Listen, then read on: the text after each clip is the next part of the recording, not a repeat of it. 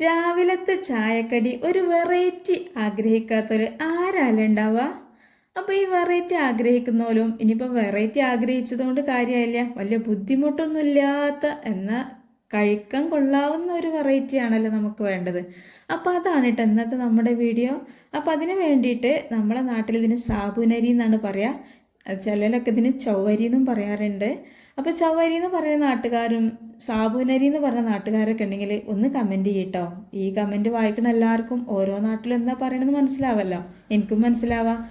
അപ്പോൾ ഏതായാലും ഇതാ ഞാനൊരു 1/2 കപ്പ് ചൊവ്വരി, അതായത് നമ്മുടെ സാബുനരി, അതുപോലെ തന്നെ ആ കപ്പ് തന്നെ 2 കപ്പ് പച്ചരിയും വെള്ളത്തിലിട്ടിട്ട് രണ്ടും വെവ്വേറായിട്ട് അങ്ങോട്ട് മാറ്റി വെച്ചിട്ടുണ്ട് കേട്ടോ.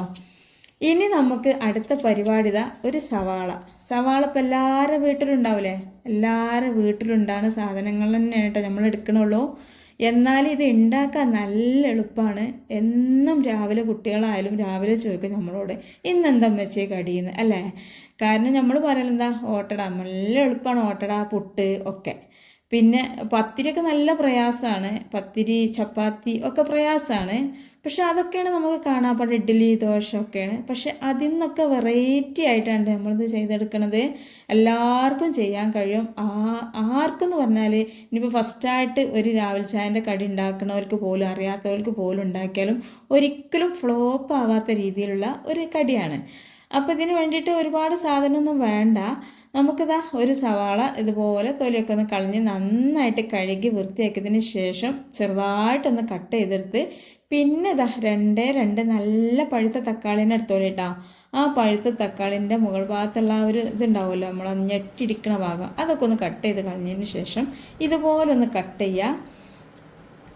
അപ്പോൾ ഇതൊക്കെ കട്ട് ചെയ്ത് ഏകദേശം ഒരു 3-4 മണിക്കൂറൊക്കെ ഈ വെള്ളത്തിലിട്ടുണ്ട് അരിയും സാബുനരിയും. എന്നല്ലാതെ അരിയും സാബുനരിയും വെള്ളത്തിട്ട് ആ ഒരു സ്പോട്ടിൽ തന്നെ നമ്മൾ തക്കാളി ഉള്ളിയും കട്ട് ചെയ്തതല്ല. ഇത് വെള്ളത്തിലിട്ട് കുറച്ച് നേരം നമ്മൾ വേറെ പണികളൊക്കെ കഴിഞ്ഞതിന് ശേഷം ഇത് അരച്ചെടുക്കാൻ പാകത്തിനാകുമ്പോഴാണ് ഞാനിതൊക്കെ കട്ട് ചെയ്യണത്. ഇപ്പോൾ ഒരു 3-4 മണിക്കൂറെങ്കിലും നിങ്ങൾ ചുരുങ്ങിയത് ഈ ഒരു സാബുനരിയും അരിയും വെള്ളത്തിലിട്ട് കുതിർക്കണം. അപ്പോൾ ഈ അരിയും സാബുനരിയൊക്കെ ഞാൻ നന്നായിട്ടൊന്ന് കഴുകി കൊണ്ടുവന്നു കേട്ടോ. അപ്പോൾ നിങ്ങൾക്ക് വേണമെങ്കിൽ ആദ്യം ഒന്ന് കഴുകിയിട്ട് വെള്ളത്തിട്ടാലും മതി. ഞാനിപ്പോൾ ആദ്യം തന്നെ വെള്ളത്തിട്ട് പിന്നെ കഴുകാമെന്ന് വിചാരിച്ചു, അങ്ങനെ കുതിർത്തതിന് ശേഷമാണ് കഴുകിയത്. അപ്പോൾ ഇനി നമുക്കിതൊരു മിക്സിയുടെ ജാറിലേക്ക് ഇട്ട് കൊടുത്തിട്ട് വെള്ളം, സാധാരണ നമ്മൾ ഓട്ടടക്കൊക്കെ അരക്കണ ആ ഒരു വെള്ളം ഉണ്ടല്ലോ, ഓട്ടട പിന്നെ അതുപോലെ തന്നെ ഇഡ്ഡലിക്കൊക്കെ അരക്കണ ആ ഒരു രീതിയിൽ, ഓട്ടടയ്ക്ക് ഒന്നും കൂടെ ലൂസാവും, ഇഡ്ഡലിക്ക് ഒന്നും കൂടി ടൈറ്റാവും, ആ ഒരു രീതിയിൽ തന്നെ ആക്കാം. അപ്പോൾ ഏതായാലും ഞാനിതാ നമുക്ക് വെള്ളം കുറച്ച് ഒഴിച്ചിട്ടൊന്നും ഇങ്ങനെ മിക്സിയിൽ ജാറ് കുലുക്കിയിട്ട് ഒഴിക്കുമ്പോൾ നല്ല മുകളിൽ വെള്ളം വരും. അപ്പോൾ ആ ഒരു രീതിയിൽ നമ്മൾ തേങ്ങ അരക്കണ ആ ഒരു കറക്റ്റിൽ അരച്ചെടുത്താൽ മതി കേട്ടോ. അങ്ങനെ അരി ഞാൻ നന്നായിട്ടൊന്ന് അരച്ചെടുത്തിട്ടുണ്ട്. അരി അരക്കണ സമയത്തിന് ഉപ്പും കൂടെ ചേർത്ത് കൊടുത്താൽ എന്താ ഗുണം, പിന്നെ ഉപ്പിട്ട് അങ്ങനെ ഇളക്കാൻ നിൽക്കണ്ടല്ലോ. അപ്പോൾ ഞാൻ ഉപ്പും ചേർത്ത് കൊടുത്തിനി. അതുപോലെ തന്നെ നമ്മൾ സാബുനരിയും ഇതിലേക്കിട്ട് ലേശം വെള്ളം ഒഴിച്ച് ലേശം ഉപ്പ് ഇട്ടിട്ട് അരച്ചെടുത്തിട്ടില്ല, അരക്കാൻ വേണ്ടിയിട്ട് ഒരുങ്ങിയതിന് അപ്പോഴാണ് ഞാൻ ഇതിലേക്ക് തേങ്ങ ഇട്ടിട്ടില്ലല്ലോ എന്നൊരു തോന്നൽ. പക്ഷെ തേങ്ങ മസ്റ്റാണ് കേട്ടോ.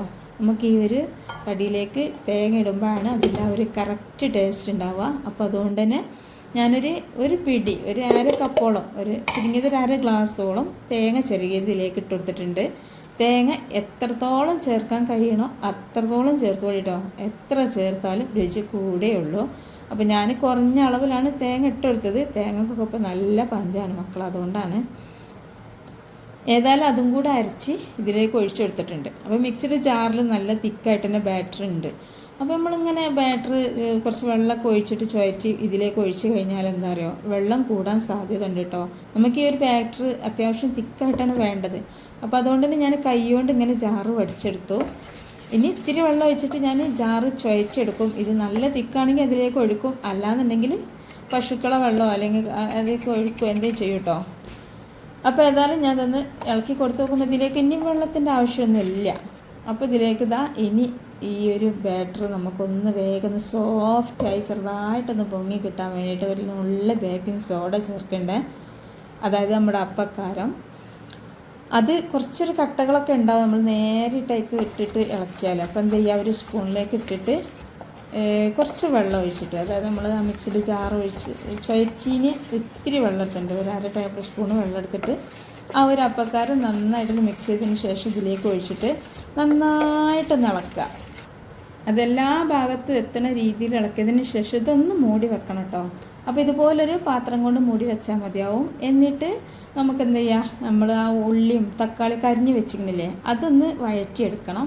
അപ്പം അതിന് വേണ്ടിയിട്ട് ഞാനിതാ ഒരു കടായി അടുപ്പത്ത് വെച്ചിട്ടുണ്ട്. ഇതുപോലെ ഒരു കടായി അടുപ്പത്ത് വെച്ചിട്ട് അതിലേക്കൊരു 4 ടേബിൾ സ്പൂൺ ഓയിലോ വെളിച്ചെണ്ണ എന്താണോ നിങ്ങൾ അടുക്കളയിൽ യൂസ് ചെയ്യണമെന്ന് വെച്ചാൽ അതെടുക്കുക. ചിലർ എപ്പോഴും ഓയിലായിരിക്കും എടുക്കുക, അതെല്ലാം ചിലർ വെളിച്ചെണ്ണയിൽ തന്നെ ചെയ്യുള്ളൂ.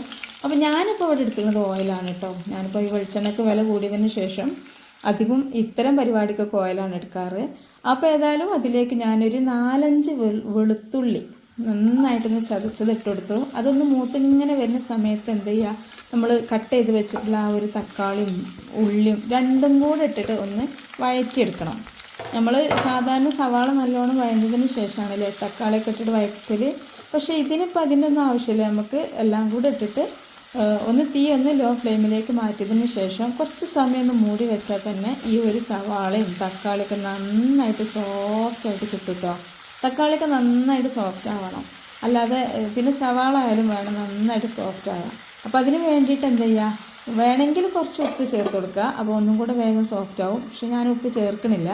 ഞാനിപ്പോൾ ലോ ഫ്ലെയിമിലേക്ക് മാറ്റിയിട്ട് കുറച്ച് സമയം ഒന്ന് മൂടി വെച്ചപ്പോഴേക്കും ഇതാ ആ ഒരു ആവിയിൽ കിടന്നിട്ട് ഈ ഒരു തക്കാളിയൊക്കെ നല്ലോണം വെന്ത് ചപ്പിളി ആയിക്കണം കേട്ടോ. ഇതുപോലെ നല്ലോണം സോഫ്റ്റ് ആവണം. അപ്പോൾ ഇനി ഇതിലേക്ക് നമ്മൾ മുളകൊന്നും ചേർത്തിട്ടില്ലല്ലോ.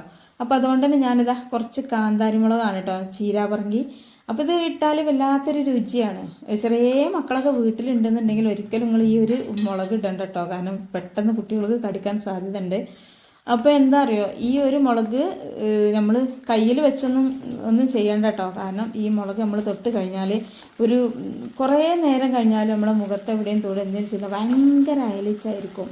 ഇത് ഇത്തിരി കുഞ്ഞനാണെങ്കിലും കഴിക്കാൻ നല്ലൊരു രുചിയാണെങ്കിലും ഭയങ്കര എരിവായിരിക്കും.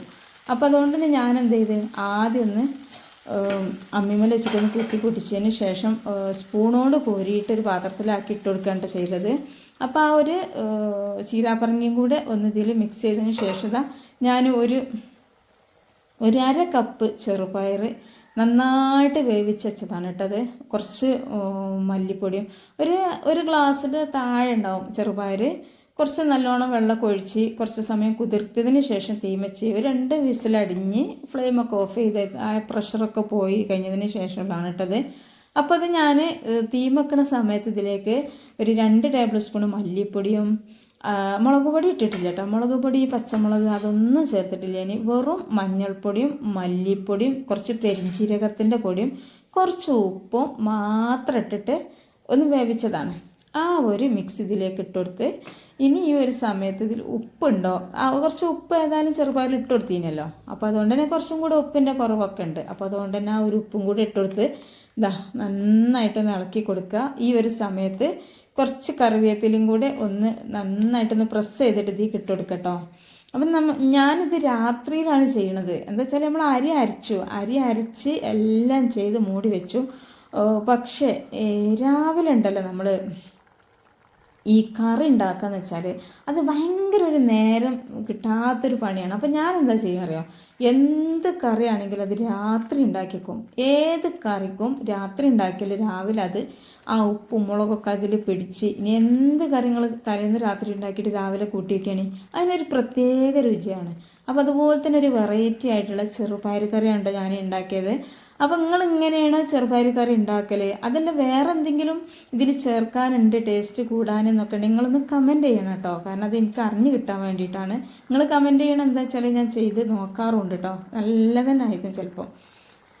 അപ്പോൾ ഏതായാലും ഇതൊന്ന് തിളച്ചോട്ടെ. ഇത് നല്ലോണം തിളച്ച് അങ്ങനെ ഇത് രാത്രി തന്നെ എടുത്ത് മൂടിയൊക്കെ വെച്ച്.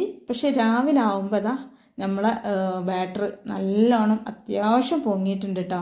ഒരുപാട് പൊങ്ങേണ്ട ആവശ്യമൊന്നുമില്ല. ഇനി ഒരുപാട് പൊങ്ങണം എന്നുണ്ടെങ്കിൽ കുറച്ചും കൂടി ബേക്കിംഗ് സോഡ ചേർത്താൽ മതിയാവും. അപ്പോൾ നല്ല സോഫ്റ്റ് ആയിട്ടാണ് കിട്ടിയിട്ടുള്ളത്. ഇതിലേക്ക് ലേശം വെളിച്ചെണ്ണ ഒരു 2 ടേബിൾ സ്പൂണോളം വെളിച്ചെണ്ണ ഒഴിച്ചിട്ട് നന്നായിട്ടൊന്ന് മിക്സ് ചെയ്തെടുക്കാണ്ട് കേട്ടോ. ഇതിലേക്ക് നമ്മൾ ഉഴുന്ന്, ചോറ്, അവല് ഒന്നും ചേർക്കണില്ല കേട്ടോ. ഒന്നും ചേർക്കാതെയാണ് നമ്മളിത് ചെയ്തെടുക്കുന്നത്. വെറും അരിയും സാബൂനരിയും മാത്രമേ കേട്ടോ ചേർക്കണുള്ളൂ. അങ്ങനെ നമ്മൾ തയ്യാറാക്കണത്. ഇത് നിങ്ങൾ ഒരൊറ്റ വട്ടം ഒന്ന് ഞാൻ ഉണ്ടാക്കി കാണിച്ചു തരാം. ഇതിൻ്റെ നമ്മൾ എന്താണ് ഇതിൻ്റെ ചൊറുക്ക്, എത്രത്തോളം ഭംഗിയുണ്ടെന്ന് കാണിച്ചു തരാം കേട്ടോ. അപ്പോൾ ഞാനിത് ചൂടായിട്ട് ചട്ടി ചൂടായണോ നോക്കാൻ വേണ്ടിയിട്ട് നമുക്ക് തൊട്ട് നോക്കാൻ പറ്റൂലല്ലോ. അപ്പോൾ കൈ ഇങ്ങനെ മുകളിൽ വെച്ചെടുത്തൊരു ആവി ഇങ്ങനെ വരും. അപ്പോൾ ആ ഒരു ആവി വന്നെന്ന് കണ്ടാലിതാ ഒരു തവി ഒഴിച്ചെടുത്തതിന് ശേഷം ഒരുപാട് പരത്തൊന്നും വേണ്ട കേട്ടോ, ഇങ്ങനെ തന്നെ മതി, കുറച്ചൊന്ന് പരത്തിയാൽ മതിയാവും. എന്നിട്ട് നല്ല കണ്ടില്ലേ, നല്ല ഹോൾസൊക്കെ വന്നു, ഓട്ട കുത്തി കുത്തി നല്ല സോഫ്റ്റ് കണ്ടില്ലേ, നിങ്ങൾ കാണുന്നുണ്ടോ? നല്ല സോഫ്റ്റ് വെച്ചാൽ നല്ല സോഫ്റ്റ് ഇത് കണ്ടില്ലേ, നല്ലതാണ് കേട്ടോ. ഇതിൻ്റെ അടിഭാഗമൊക്കെ നല്ല വൈറ്റ് കളറാണ്. പിന്നെ ആണെങ്കിൽ ഇത് പാർന്നതിന് ശേഷം മീഡിയം ടു ലോ ഫ്ലെയിമിൽ തീ വെക്കണം. ഹൈ ഫ്ലെയിമിൽ വെച്ചിട്ടാണ് പാരേണ്ടത്, നല്ല ചൂടോടുകൂടി പാരണം. പക്ഷേ മീഡിയം ടു ലോ ഫ്ലെയിമിൽ വെച്ചിട്ടാണ് പിന്നെ വേവിച്ചെടുക്കേണ്ടത്. നല്ല വൈറ്റ് കളറാണ് കേട്ടത്, നല്ല പ്യുവർ വൈറ്റാണ്. കാരണം അത്രക്കും. പിന്നെ വേണമെങ്കിൽ നമ്മൾ ഉഴുന്ന ദോശയൊക്കെ ഉണ്ടാക്കണ പോലെ ഇതുപോലെ ഒന്ന് ചുറ്റിച്ചും കൊടുക്കുക, അതൊക്കെ നിങ്ങൾ ഇഷ്ടമാണ്. ഞാനിപ്പം 2 രീതിയിലും ചെയ്യേണ്ട കേട്ടോ. ഇതെന്നുണ്ടല്ലോ നമുക്ക് വെറുതെ കഴിക്കാം. നിങ്ങൾ ഒരൊറ്റ വട്ടം ഉണ്ടാക്കി നോക്കേണ്ടി, വെറുതെ കഴിക്കാൻ പറ്റണ ഒരു വല്ലാത്തൊരു രുചിയാണിത്. സാബുനരി നമ്മൾ പാൽവായൊക്കെ ഉണ്ടാക്കുമ്പോൾ വല്ലാത്തൊരു രുചിയല്ലേ, അതേ തന്നെയാണ് ഇതിനും കിട്ടുന്നത്. അപ്പോൾ ഇനി ഇങ്ങനെ അതൊക്കെയാണ് ഈ ഉഴുന്ന ദോശ പോലുള്ളത്. കണ്ടില്ലേ, അടിയൊക്കെ നല്ല വൈറ്റ് കണ്ടില്ലേ, കണ്ടാണി നല്ല ഹോൾസ് ഇല്ലേ. ഇനി ഇത് കഴിക്കാനായിട്ട് നമുക്ക് കറിയുടെ ഒന്നും ആവശ്യമില്ല കേട്ടോ. പക്ഷെ ഞാൻ ഉണ്ടാക്കിയെന്നേ ഉള്ളൂ. ഉണ്ടാക്കണവർക്ക് ഉണ്ടാക്കാം, ചിലർക്ക് പിന്നെ എത്ര നല്ല കടിയാണെങ്കിലും കറി വേണ്ടി വരും അല്ലേ. അപ്പം അങ്ങനെയുള്ളവർക്ക് ഇതുപോലുള്ള സിമ്പിളായിട്ടുള്ളൊരു വെറൈറ്റി ആയിട്ടുള്ള ഈ ഒരു ചെറുപയർ കറി ഉണ്ടാക്കാം. എന്ത് വേണമെങ്കിലും ഇതൊക്കെ രസം തന്നെയാണ്. പക്ഷേ ഇത് വെറുതെ നമ്മൾ നല്ല ചൂടുള്ള മധുരട്ട കട്ടൻ ചായൻ്റെ കൂടെ കഴിക്കുമ്പോൾ ഉണ്ടല്ലോ, ആ ഒരു സാബുനരിൻ്റെയും ആ ഒരു തേങ്ങേൻ്റെയൊക്കെ രുചി ഇങ്ങനെ മുന്നേക്ക് വന്നിട്ട് നല്ലൊരു രസമായിരിക്കും. നമ്മൾ ഉഴുന്നൊക്കെ നീ ചേർക്കണമെങ്കിൽ എന്തായാലും നമുക്ക് കറി വേണ്ടി വരും. ചായൻ്റെ കൂടെ വെറുതെ കഴിക്കാൻ ഒരിക്കലും പറ്റൂല. പക്ഷേ ഇതാകുമ്പോൾ നല്ലതാണ് കേട്ടോ. അപ്പോൾ എല്ലാവരും ഇതൊന്ന് ട്രൈ ചെയ്ത് നോക്കണേ. നമ്മളെ വീഡിയോക്ക് താഴെ നിങ്ങൾ ലൈക്ക് ചെയ്യാൻ മറന്നു, നിങ്ങൾ ഈ ഒരു സമയത്ത് ലൈക്ക് ചെയ്യണം കേട്ടോ. പിന്നെ നമ്മൾ മലപ്പുറം ഇതുവരെ ഫോളോ ചെയ്യാത്തവരുണ്ടെങ്കിൽ ഈ ഒരു സമയത്ത് ഫോളോ ചെയ്യാം. പിന്നെ ഇതിനെക്കുറിച്ചുള്ള അഭിപ്രായങ്ങൾ നിങ്ങൾ കമൻറ്റ് ചെയ്യണം കേട്ടോ. അപ്പോൾ ഇൻഷാ അല്ലാഹ് നാളെ ഇതിനേക്കാളും നല്ലൊരു വീഡിയോ ആയിട്ട് ഇതേ സമയത്ത് വരാം. അസ്സലാമു അലൈക്കും വറഹ്മത്തുള്ളാഹി.